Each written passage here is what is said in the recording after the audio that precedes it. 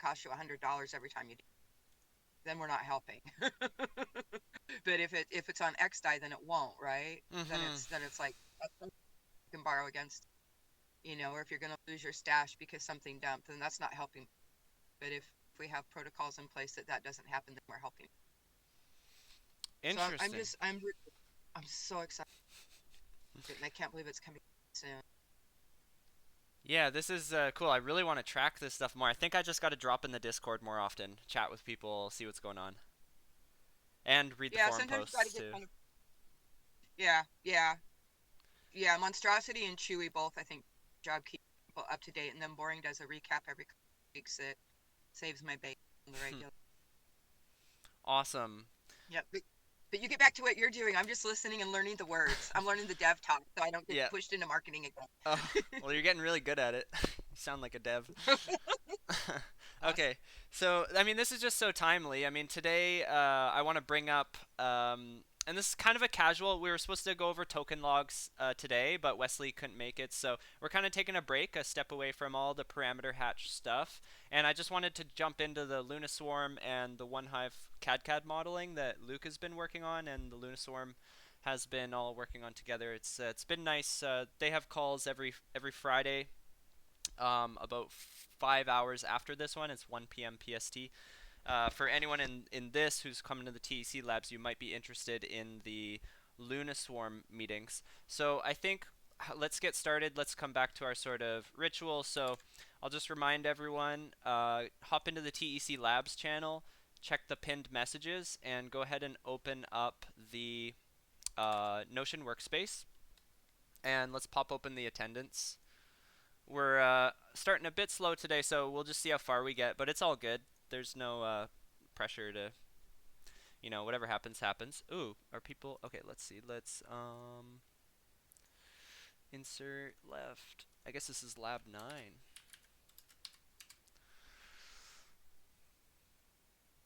And I am sharing my screen, right? Yeah, I think so. Okay. Yeah, you're sharing.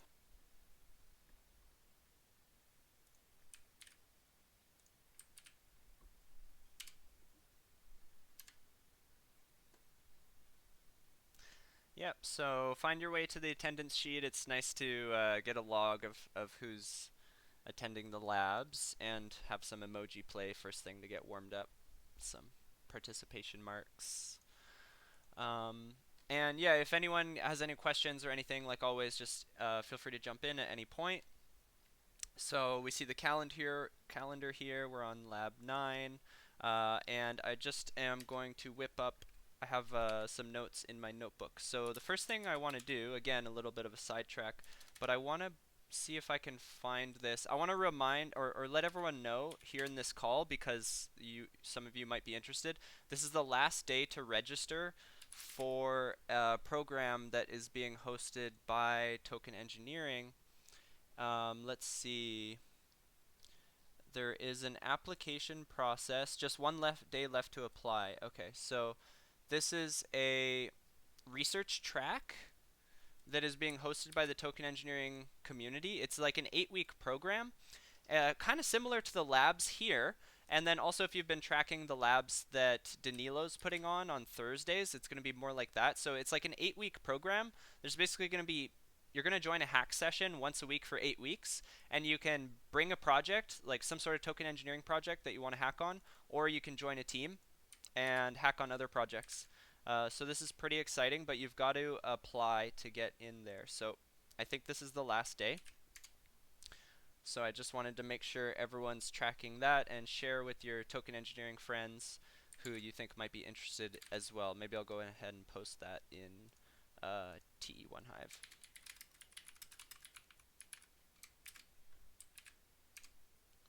Sweet. So that was the first thing I wanted to cover. Um, TE research track. I think me. I'm assuming it's Jake. Did you delete my on the attendance sheet, Jake? Where can I find the attendance sheet? I use the search function in Discord, but I don't seem to be the right keywords. So Did I do that? everything starts with the Notion workspace. So come into the Tech Labs, hit the pinned messages at the top, and open up the Notion page there.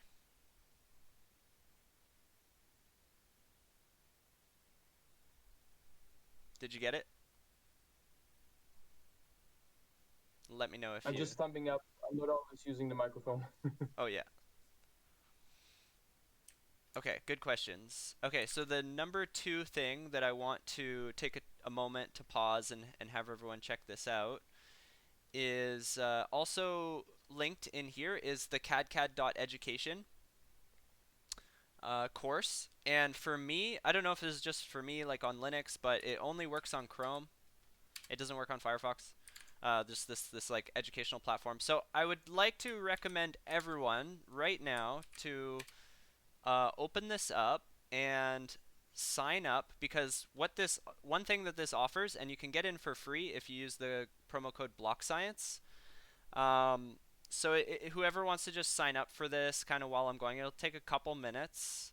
I recommend it because one of the things that you get with this course is a cadCAD cheat sheet, and it's super useful. Let me just see. I think I have it in my like workspace right here. So this is a cadCAD cheat sheet, and the font might be kind of small for you to see over the stream, but it sums up everything you need to know for creating cadCAD models. It's got all the steps, and it's really neat how it breaks it down. If you can really digest all the steps here, then you'll have a complete understanding of the process of cadCAD. So there's essentially the modeling and the simulation. So the modeling is where you set everything up. You define your state variables, so we'll see those in our OneHive modeling, system parameters, policy functions, state update functions. This is how the model is going to change over time. And then partial state update blocks. So in one moment of time or one time step, there might be a series of things that happen. So we can break down our state update functions into update blocks. So this is how we set up our model. And then simulation is where we like hit the play button on our model and see how it progresses over time. So for our simulation, we have to configure it, we have to plug everything into the execution engine, and then once it runs, we're going to get our output and we can do our analysis. So I'm just kind of stalling here to give anyone who wants to go through this process an opportunity. I'm going to hit sign in with your account because I have an account.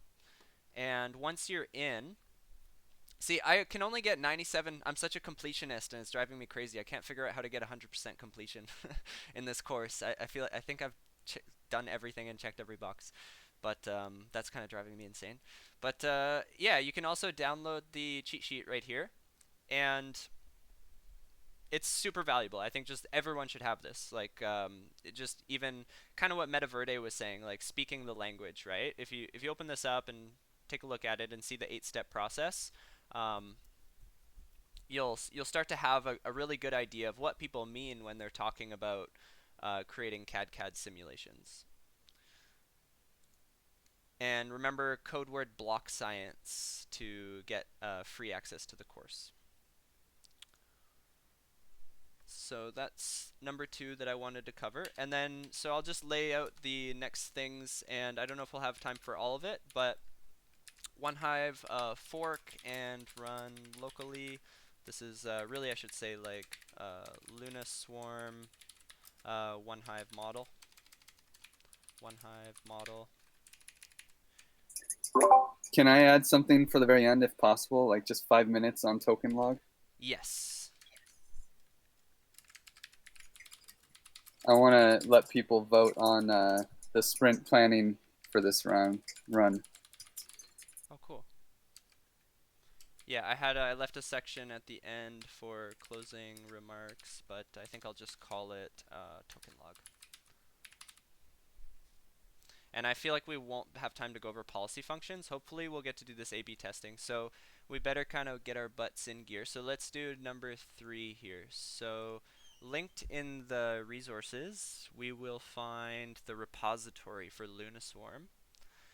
So anyone who's following along, go ahead and open that up. Maybe, you know, star it. Yeah, definitely star it. It's nice to see repos gaining stars.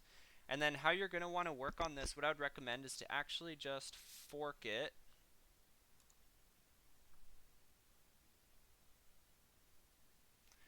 Actually, you know what I'm going to do? Don't go to that repository, there's a better one.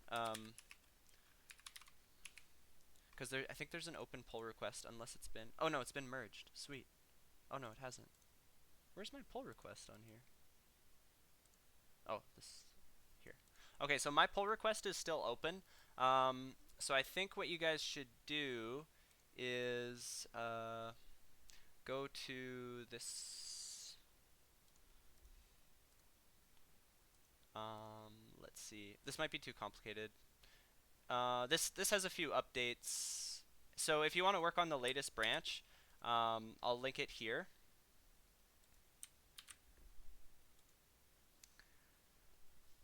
But this should be merged into LunaSwarm pretty soon. I think Luke's been pretty busy.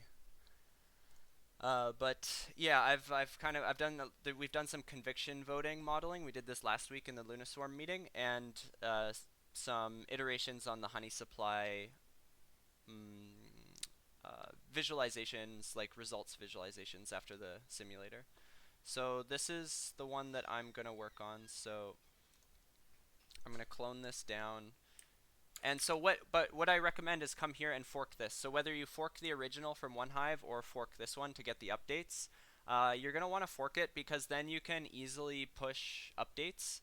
Like if you make some cool modeling or if you make some changes to the model, you can just push them to your local repo. And if you ever have a nice model that you actually think you want to share with the community, then you just go to LunaSwarm on one hive and you go pull requests and you go new pull request. And when you do this, it'll give you the option to select the fork that you've made, and this way you can actually push your models back up to the one hive repo. But for ease of working, sort of rapidly working and having a repository to push updates to, it is best to fork it so you have your own copy that you can work on. So I've forked this to Longtail Financial. So you can come here to get the latest changes, and so you'll want to fork this, and then once you have your fork, bring it down to your local working environment by cloning it. Let's see, terminal.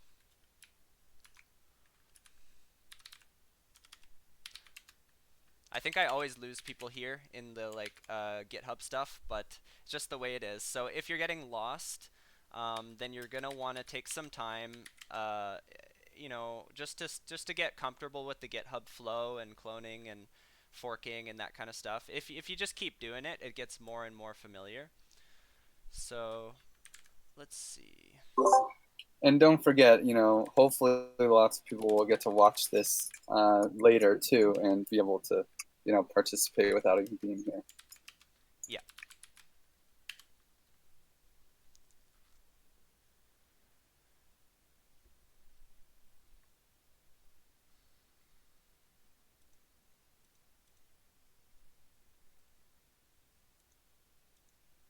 Okay, so I've opened up my Jupyter Lab, and Jupyter Lab is really nice. It's so powerful, especially when you get it nice and organized.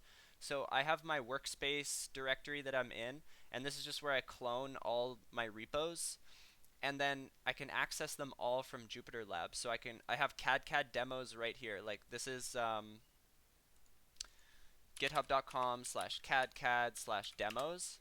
So if you go here and clone this repository into your workspace, then look, I just have access to it. I can open up tutorials. I have all the robots and marbles tutorials, so I can just get access to these so fast. I can read all about cadCAD. I get examples of update functions and partial state update blocks. Yeah, having a nice organized Jupyter Lab environment. And I have cadCAD education here. So this is the course, content, and like modeling and simulation. And if I open up the notebook, then this is a whole cadCAD model for modeling predator-prey dynamics. And it takes you through all the mathematical specification and all the steps of the cheat sheet. So this is the way to become a cadCAD master. is basically being very comfortable with GitHub and having an organized Jupyter Notebook environment. So I'm going to jump back. I'll close these down. And I'm going to open up Lunaswarm. Hey, I'm super sorry to interrupt. Mhm. By organized Jupyter Notebook environment, do you mean on that particular notebook, or is there like you have like some handy trick for organizing your notebooks? So basically the trick, there's one trick, and it's so I have everything the trick is to choose one directory where you're gonna it's like your root workspace. So from my home, I have my workspace where I put everything, and these are just like kind of my highest level, like the different organizations I'm involved with. And all this cadCAD, whenever I'm doing like cadCAD modeling or generally anything open source, I just go into my TEC directory. I think I also have I have a OneHive. I made a OneHive directory. Um, so sometimes I have a bit of redundancy, but if I just go into my TEC, then I just bring everything open source I put here. So I did like this Ocean hackathon, got Luna Swarm, Gitcoin cadCAD modeling.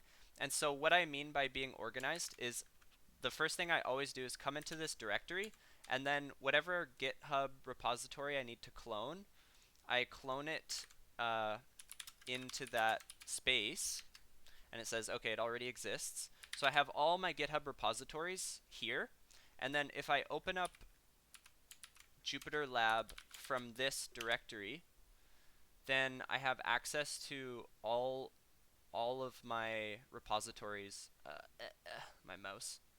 I have access to all of my repositories from one area, so I can easily like cross-reference. See, here's like here's source cred, and there's no notebooks in there, is there? See, here's a source cred notebook that I haven't even really looked at yet, so I can see what kind of research is going on with source cred. I think this is TEC source cred research.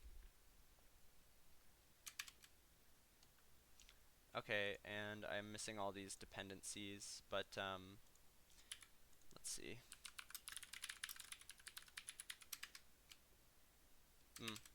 Okay, so I won't get too stuck on that now.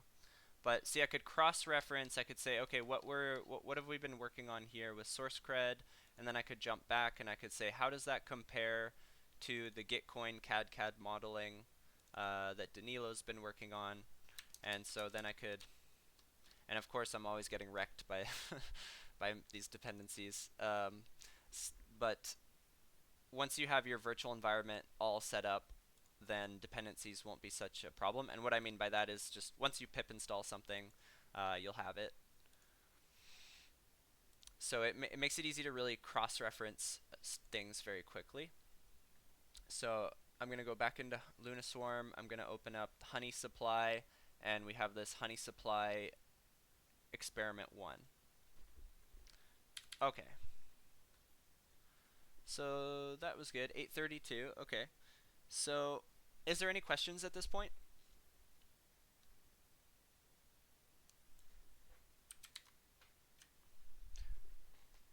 Okay. Oh yeah, so I wanted to just basically take this time to do an overview of this model. I haven't done much. I haven't really taken some time myself to just actually really read this and think about everything that's happening here.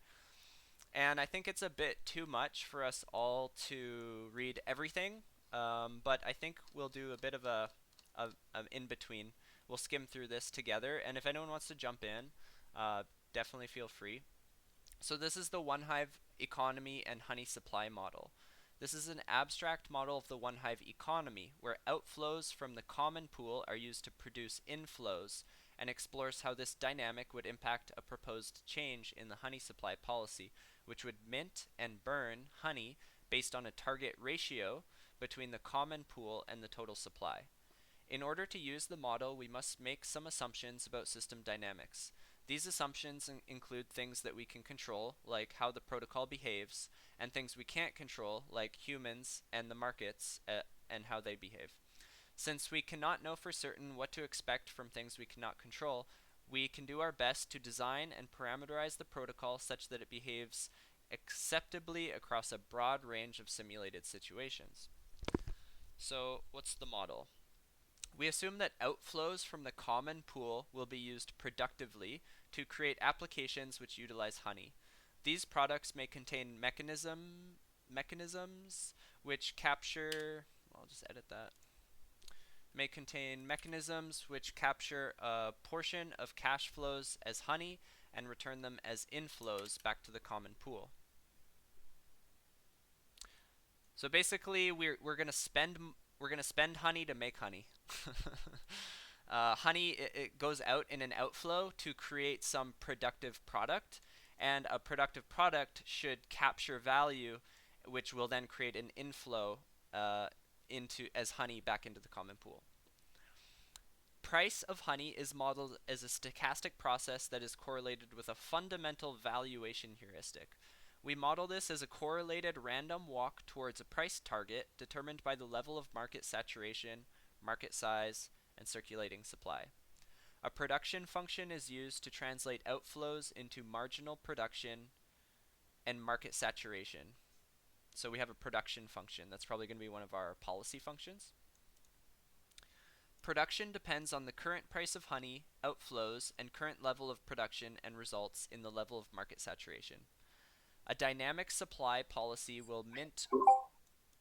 Yep, someone. Oh no, sorry, I didn't mean to unmute. That's okay.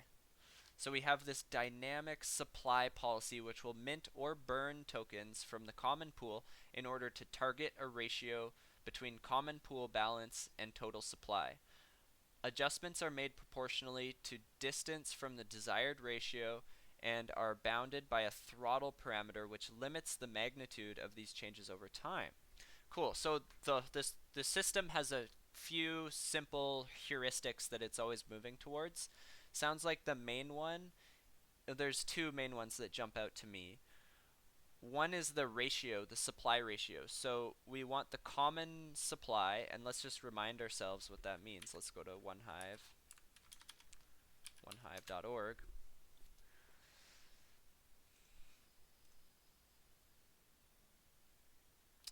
Okay, so this is essentially everything we're modeling. We want to see how these numbers change over time. So we have the honey price, which is more than double what it was last time I looked at it. That's kind of crazy. We have the common pool. So this is a supply of honey that is accessible to the community through proposals. That's my understanding. And we have the total supply of honey. So there's only 28,000 total honey and 5,162 active. And does someone know what this active means? I'm not sure, but I would guess it might be like recently moved or like there's this concept called velocity of money, and it's like differentiating between money that is just sort of locked away or stored in savings accounts and money that is flowing, so money that's been essentially recently transacted. Feel like active I don't know, and I'll find out and I'll let you know next time. But I feel like active may be related to being used to vote on proposals, but I don't know if the numbers like. Yeah, I'm pretty sure that's exactly what it is. It's the effective supply. That's just the tokens that are actually not active. The tokens that are being used for voting and conviction voting at that moment. So these are staked on proposals? Exactly. Wow.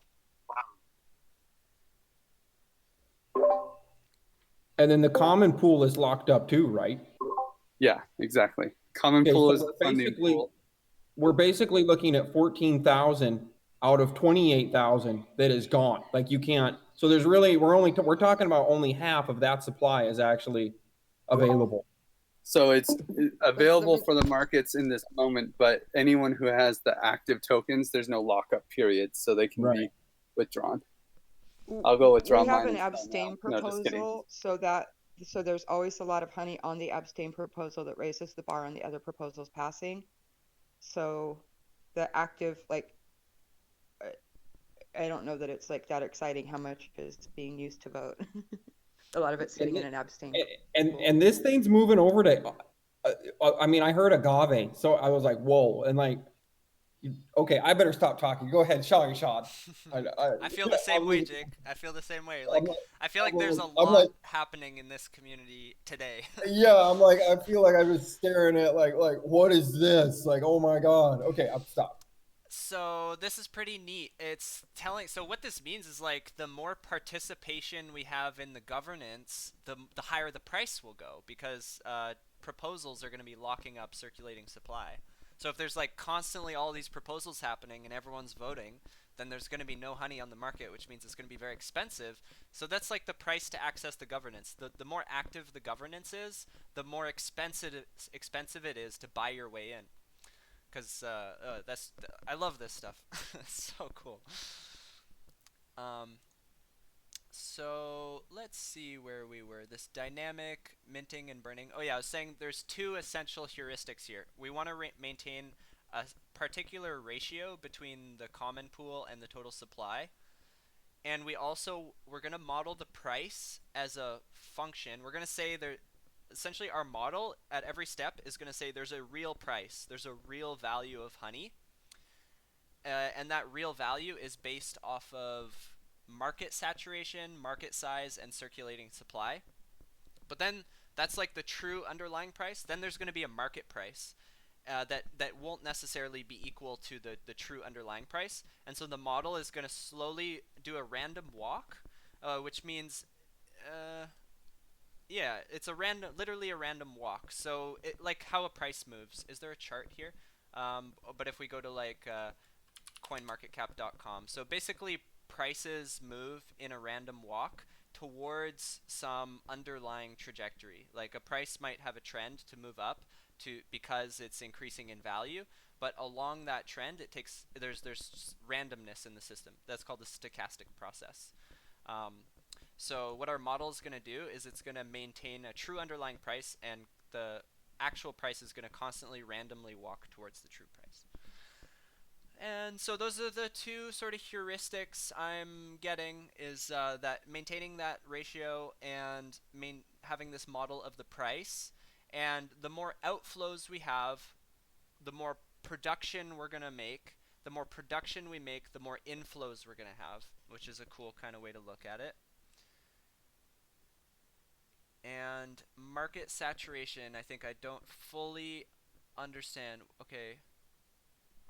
A production function is used to translate outflows into marginal production and market saturation. Production depends on the current price of honey, outflows, and the current level of production, and results in the level of... Does anyone know what market saturation is? Oh, it's like if we have too many products, or... Yeah, I don't know. Well, I was thinking they meant like the tokens, but maybe I thought it would mean like the market of honey, like how many tokens It's are like, on. yeah, I think the higher the market saturation, the more people are going to like exit the system, because it's saturation, right? If something's saturated, it means it's like over capacity. Yeah. Yeah, like yeah. You know, when people don't want to buy anymore, right? Yeah. Like, oh yeah. Cool. So we have all of our parameters. We have the outflow rate, productivity, price dynamics, throttle, target reserve ratio. Okay, there's not so many. Let's read through them. The outflow rate. We use conviction voting to allocate honey from the common pool. Conviction voting is parameterized such that there is a theoretical upper bound on the rate at which proposals can allocate funds, but the actual rate of spending depends on individuals staking on proposals. For the purpose of this model, we abstract the flow of funds from the common pool as a simple outflow rate parameter, which controls how much honey is moved from the common pool into circulating supply at each time step. Okay, so they're not modeling the proposals. There's no like random, okay, maybe there's 10 proposals today and 2 tomorrow. They're just saying there's an average flow of honey. There's an average honey spend that's happening. I remember when Zargam and Luke were talking about this, and I thought it was a really important point just to bring out that when you're doing a cadCAD model, it's like looking at an elephant, right? Like you want to model the trunk, you might want to model a toenail, and everything else just needs to be black boxed. Yeah. So you can focus on the piece that you care about. Yeah, precision in the modeling. You get to isolate exactly the thing that you're most curious about, and everything else has to be, you basically give it a random number, and then you can shift, and then you can say, oh, now we understand this piece really well. We understand the trunk of the elephant really nicely, so we have a great model for it. Now if we want to understand the foot, well, we can include the model of the trunk, because that's, we already made that very precise, but it's, these systems are very big and complex. All of us on this call right now are participating in this ecosystem. We're not buying or selling honey, but we're sort of sharing ideas and connecting as a network. So this could be modeled. And so there's just like this infinite complexity of what we could possibly be modeling. So it's important to do one thing at a time. And I'll just see if I can whip this up. This is what we did last week with, we were modeling the conviction voting. And so these are actually all the proposals that have gone through. Unfortunately, this is messed up. But this is the outflow of honey over time. So this is going from November to January 15th. And we can see that in early to mid-November, there was a huge outflow of honey. And I think that corresponds to this, which was the honey tollgate refund, which refunded 300 honey. And so what we can do now, and we just did this last week in the Lunaswarm call, so now that we have this data, we actually were able to pull this data from the blockchain using the graph, which is just awesome. And so now what we could do is we could actually take this data and get like a trend. Okay, so if we take, how can we do this? Like, what are we actually doing here? This is cumulative spend over time. So we have this df cumulative spend. So if we take, okay, let's make something called cumulative spend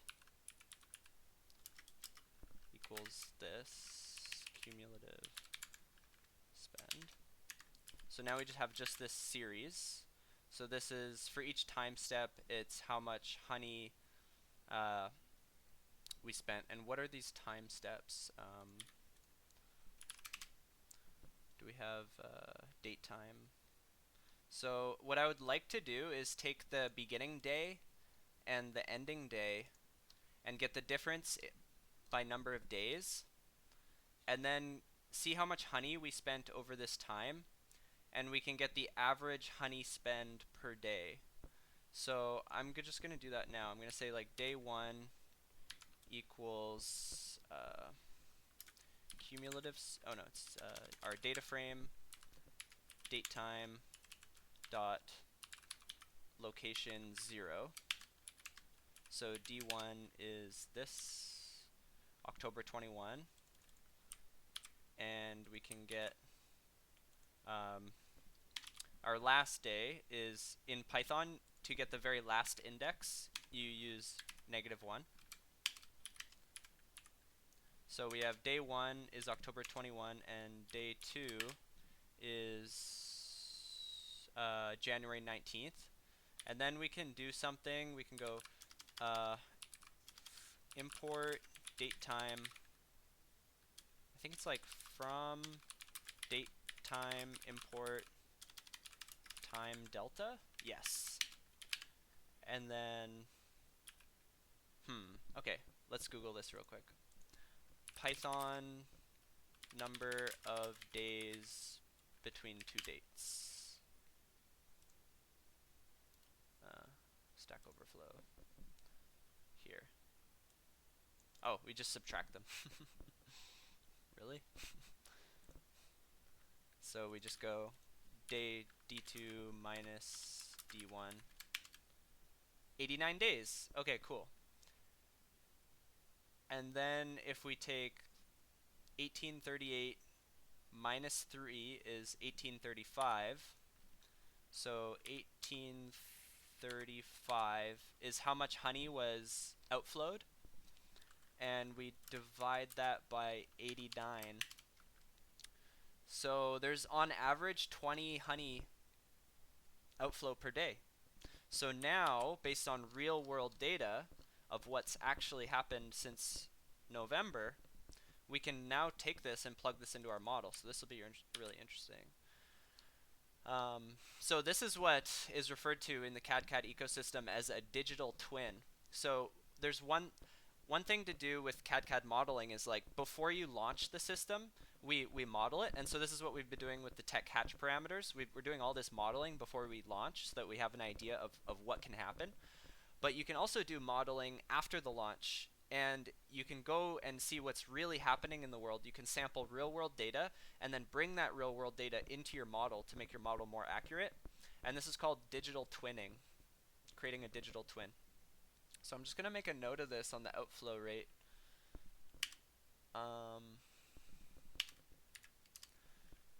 Note, February 5th by GG. Hey, Sean, Yeah. what you did with the days, you could have also done with price, right? You could also have done the same thing for the price on day 1 to the price at day 89. Yep.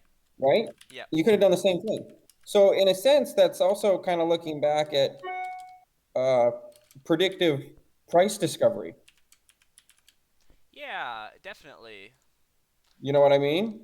So I think, do we have the price? So we don't have the price here because this is conviction voting data. But you're right. But if you went back to what the price was on each one of those days, you'd have to catalog all of that.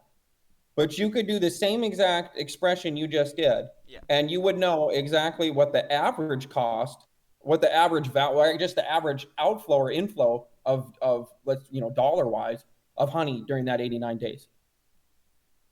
And then you could then chart that. You could graph it. Yeah, it'd be really interesting to see the correlations between outflows and or wait, are these inflows or outflows? These are outflows because this is spending. I think you said outflow. Yeah, spending from the common pool. So. Well, but is it spending or is it requested amount? Oh, that's a big difference.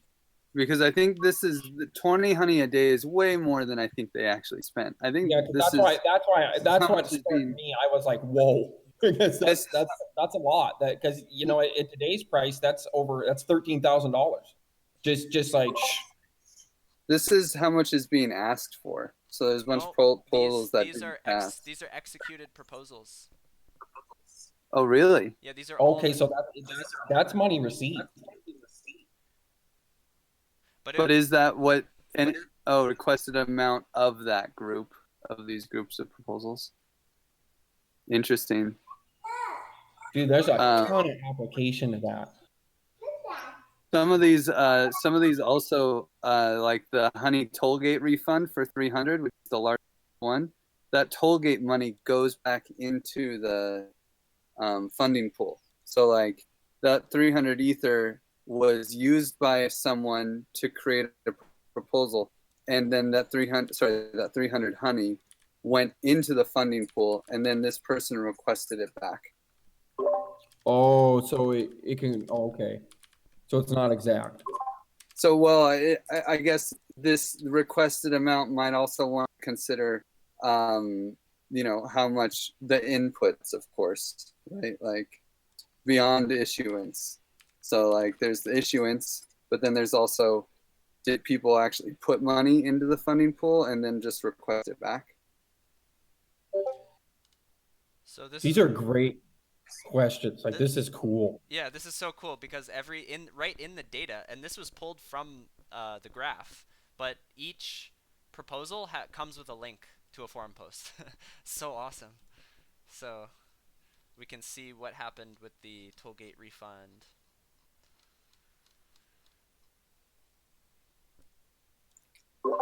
For dandelion voting, the tollgate, as you know very well, Sean, previous labs, to create a request to change parameters in dandelion costs a tollgate, and so they made the tollgate ridiculously high because when they made it, honey was like $5. Mm-hmm.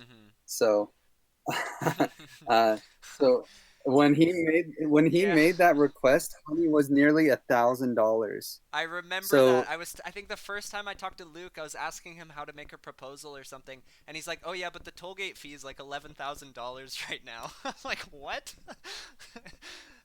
Yeah, that's amazing how it unfolded like that.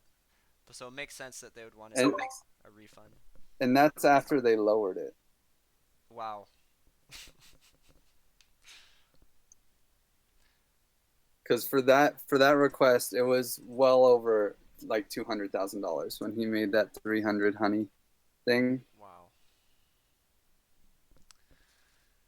Cool, guys. So we're pretty much getting to the end. I think we should just pick this up in a future lab. I'm not sure exactly what's coming next week. We got to take a look at the lab schedules, but this would be an awesome series to sort of have on the back burner. We can jump into this one hive modeling whenever lab spaces open up.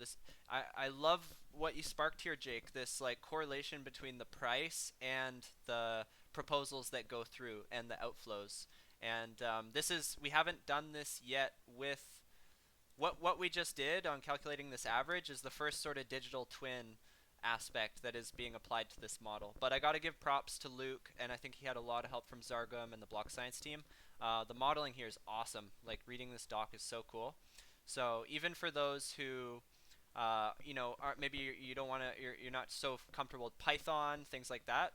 Even just reading this document, it makes for a wonderful overview of the honey economy, essentially. And with that, we have 5 minutes left. Griff, do you want to jump onto token log stuff? I do. I just want to give everyone who's magically in this call a chance to help the TE Commons stewards, or the Token Engineering Commons community stewards. I want to give them a chance to tell us what to do. If you have impact hours or CStack tokens, which everyone in this call, I think, has both when I look at it. Oh, well, Heater might not. Maze might not have both, but I bet you guys will have them soon. Just for attending calls, you end up with voting power. You can go to tokenlog.xyz and find the Token Engineering Commons, and you can actually start voting on parameters. Sorry, not parameters. We're going to use this later to vote on parameters. Right now, we're beta testing it. Before we're designing our DAOs, we need to get to the hatch. And so we have all of our open issues that need to happen. And in about 4 minutes, we're going to go figure out which ones we want to include in the sprint. And your votes will matter. So if there's something that you want us to do in the sprint, you could create a new issue and then vote for it. So you could tell us what you want us to do. Or you could find the issues that have already been created and you can actually upvote them and they'll get prioritized the sprint. So it's kind of a way for us to decentralize our community management and the process of how we decide what to do every 2 weeks, while also, very importantly, testing this tool before we use it for determining the parameters of our hatch. So please just play around and vote for something that you want. It's like, oh yeah, we need to get Zeptimus to apply for a community to be a community steward. And what's cool is this is actually using 2 tokens and quadratic voting. So if I want to use 8 votes, it's going to cost me 64 voting points. But I want Zeptimus to apply for a Swiss membership, so I'm voting for it. And I don't think MetaMask pops up for you guys, but it doesn't cost money to vote. You just sign a transaction. I put direct links in the TEC Lab channel. So you can get in there. It's really easy. Nice. So you can get in there. It's really easy. Yeah, I need to go into my laptop and unbrick it. I'm gonna do that Yeah. today, I do. so that I get Hey, access. I sent yours. I sent yours to that address. Oh, really? Yeah, I did. Yeah, I did. Hey, nice. Wait. So you have. Does this mean I can? Nice. Wait, does this mean I can vote? Yeah. Awesome. awesome. Where's the meme party? You have the power. It's the meme party. And Okay, yeah, so- and yeah, and we will we'll also we can move your C-stack tokens as well, YGG. Excellent. That's easiest for me. Yeah, that would be wonderful. Excellent. Yeah, that would be wonderful. So Is there any resource? I think I do have some sitting somewhere, but I maybe don't know how to find them. Is there any resource on how to do that? The easiest way, well, what's your handle? I can look you up. Like, do you have would a it be Telegram just, handle? yeah, Peter 003.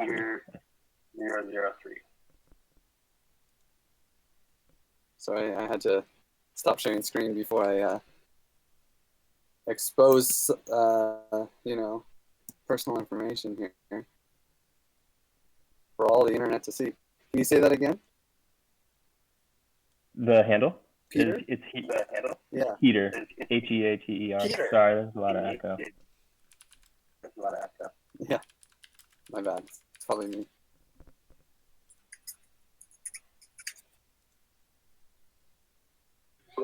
Thanks, Sean. Thank you everyone for joining. This was a blast. I really enjoyed opening Thank you up everyone this for one joining. This was a blast. And I really thank enjoyed you opening up Metaverde this for all stuff. the scoop on what's going on in One Hive. Thank you, Metaverde. Anything to generate excitement. Have a great day. Thank you. Awesome. Thank you. Thanks. Bye, guys. And Heater, I'll DM you with the address that you gave us to see. Yeah, if you have any tokens. that'd be awesome. Thank you. Thanks, Sam. And thanks, See you guys. YGG. Yeah. See you next week. See you. Bye. Bye bye. Bye.